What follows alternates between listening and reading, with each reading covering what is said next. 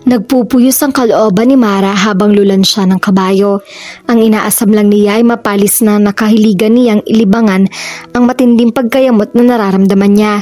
Sa Meadows Nature Club siya madalas nagpunta kung ganong may iniinda siyang maigting na emosyon.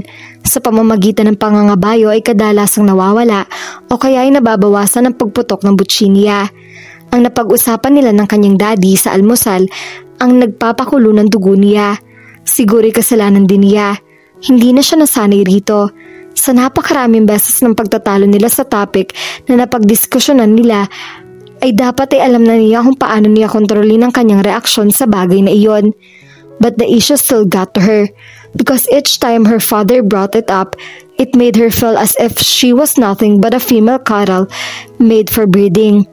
Habang mabilis na tumatakbo ang kabayo niya, ay hindi niya napigilan ang paglalaro sa diwa niya nang nagiging pagtatalo nila ng kanyang daddy.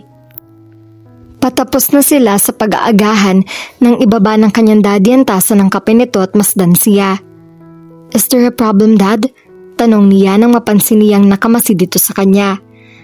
"I just want to ask, are you dating someone?" Anito. Oh, not again. Nagbungguan ang mga bagang niya kasabay ng pagkislot ng ugat sa kanyang sentido.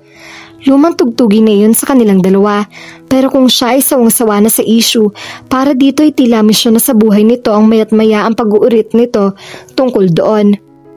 "Dad naman, I told you." "Yes, I know. You told me you're not interested. But Mara, listen to me."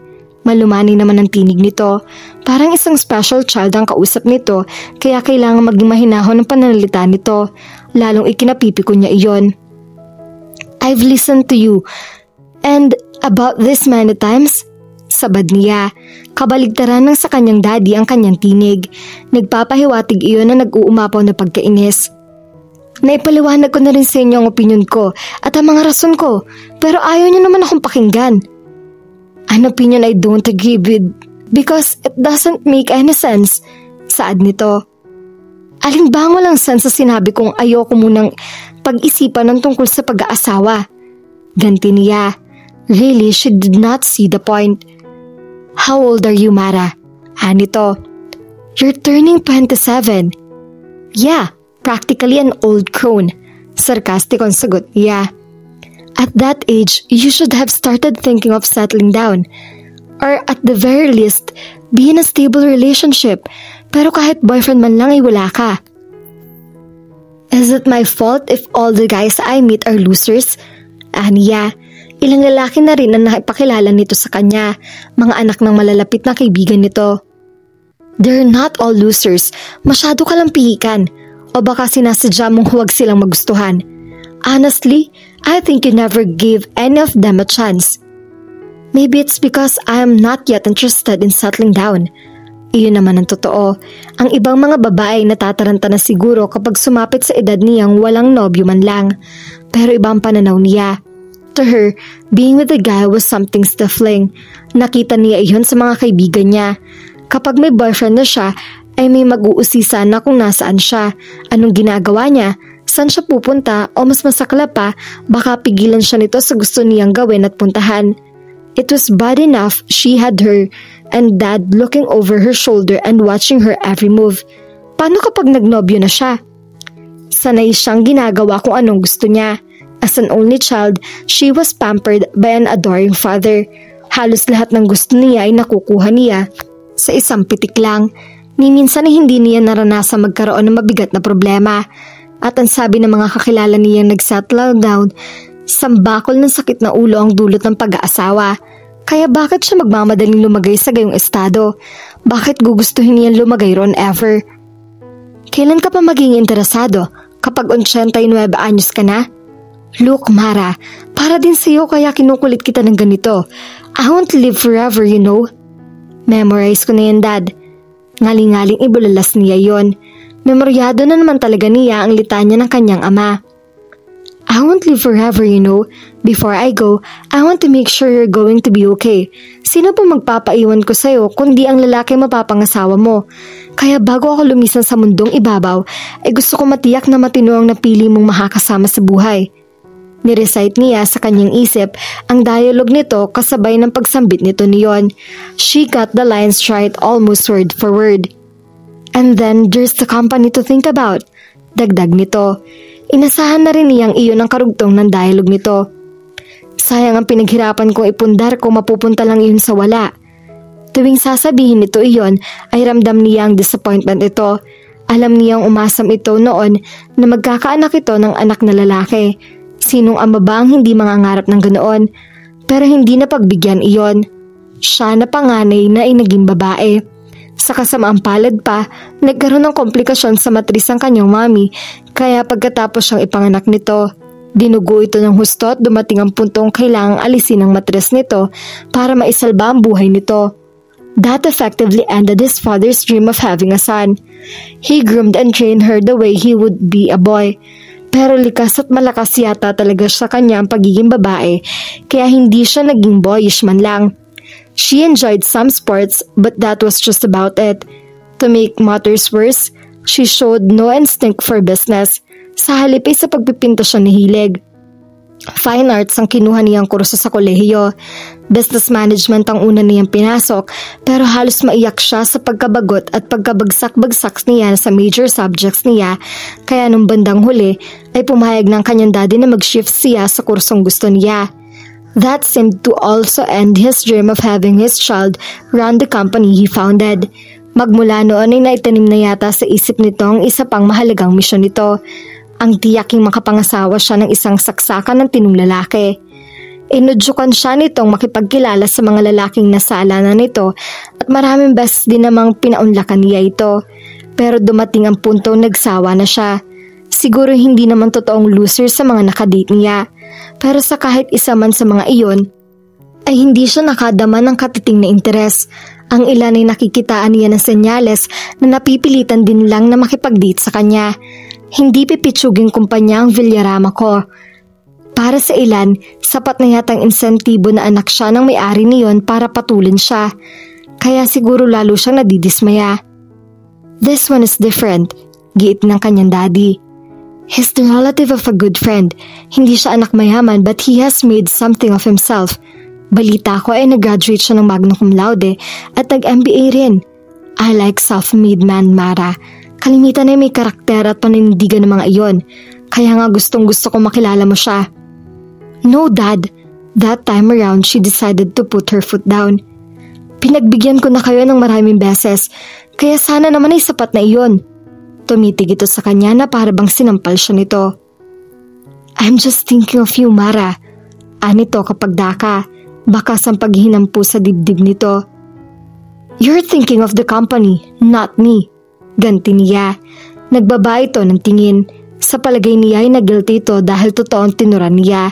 He was really thinking more of the company he founded. Importante sa akin ang Villarama Company. Hindi ko ikakaila yun. After all, I poured my blood, sweat and tears into making it a big and successful enterprise.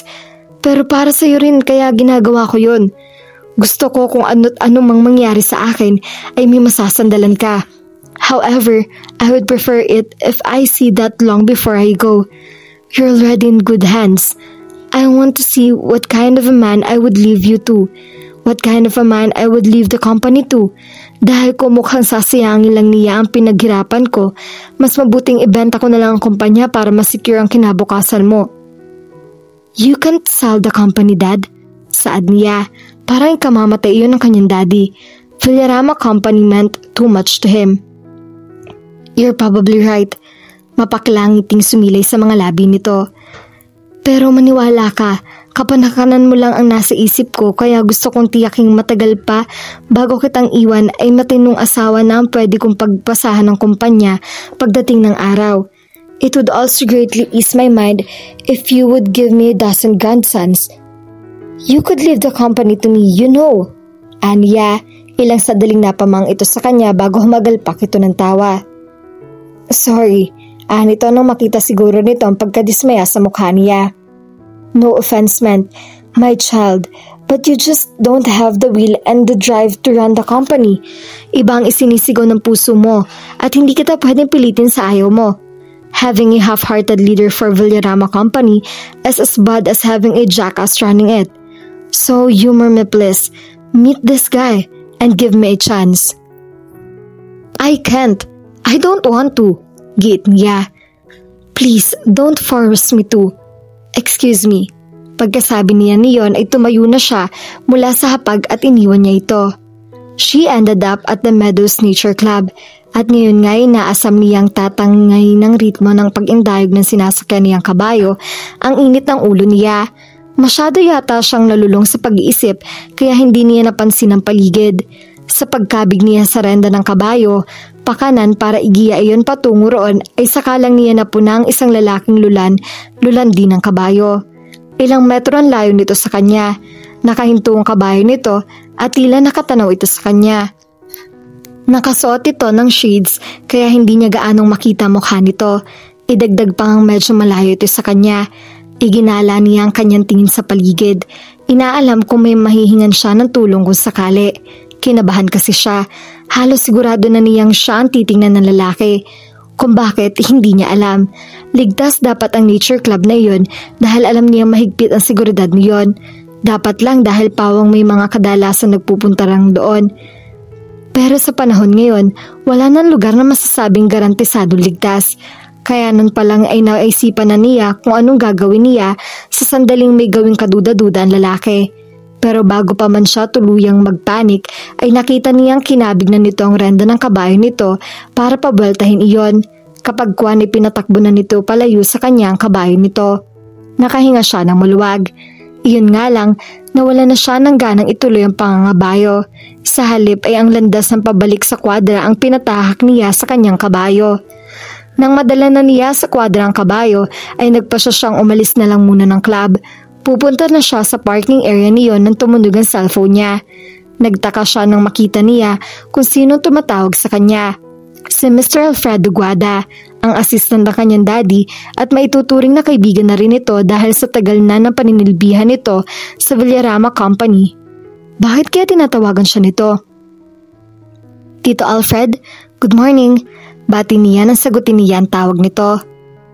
Good morning din, sagot nito. Mara, natan siya bigla. May kakaibang igtingan tinig nito para nagbabadya ng hindi maganda. Tito, is something wrong? Mara, I don't know how to say this but Iha, your dad, he's in the hospital. What? Kung naiba-iba lang ang kausap niya ay baka isipin niyang masamang biro ang sinasabi nito o kaya ay pakanaayo ng mga masasamang loob. Kausap pa lang niya ang kanyang daddy kanina, ngayon ay ospital na raw ito. Pero buo ang pagtitiwala niya sa lalaking tumawag sa kanyang parang binuhusan siya ng pagkalamig-lamig na tubig na mag-sink in sa kanya kung anong sinasabi nito. Saang ospital? Ano nangyari? Sinabi nito ang pangalan ng pagamutan. Nabangga ang kotse sinasakyan niya kanina papunta siya ng opisina. Oh no, napasinghap siya. Kumusta ang lagay niya? Napakamahal lang malaman niya iyon. It's too early to say. Katatawag din lang sa akin ng ospital. Pangalan ko raw ang sinabi ng dad mo habang aga umalay siya. I'm on my way there now. Tinawagan agad kita para ipaalam sa'yo. Pupunta na rin ako ron, sagot niya. Kaya mo bang magmaneho? Kung hindi, magpapadrive ka na lang o kaya ay mag-taxi ka. I'll see Tito. Bye. Ngatal ang buong katawan niya nang matapos ang pag-uusap nila. Halos patakbong pinuntahan niya ang parking lot ng Nature Club kung saan iniwan niya ang kanyang sasakyan. Nang makalulan na siya roon ay binuhay agad niya ang makina. Akmang magmamaniobra na siya para umalis sa slot niya nang matanaw niya ang lalaking palulan din ng sasakyan nito. Isang Nissan X-Trail iyon. She could almost swear it was the same guy she saw while she was riding her horse. Napatingin ito sa gawin niya. Kung natigilan nito o imahinasyon lang niya iyon, hindi niya matukoy. Hindi na niya pinag-ukulan ng masyadong pansin iyon. May mas importanteng dapat niyang gawin at iyon ay ang marating ang tadbi ng daddy niya na nasa ospital. She left the parking lot with her tires burning rubber.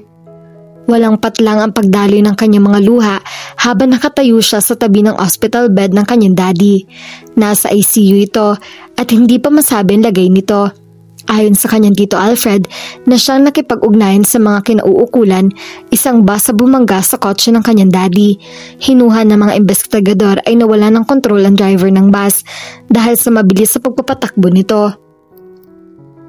Ang pagbangga ng bus sa kotse ay naging dahilan naman ng pagsalpok niyon sa concrete barrier.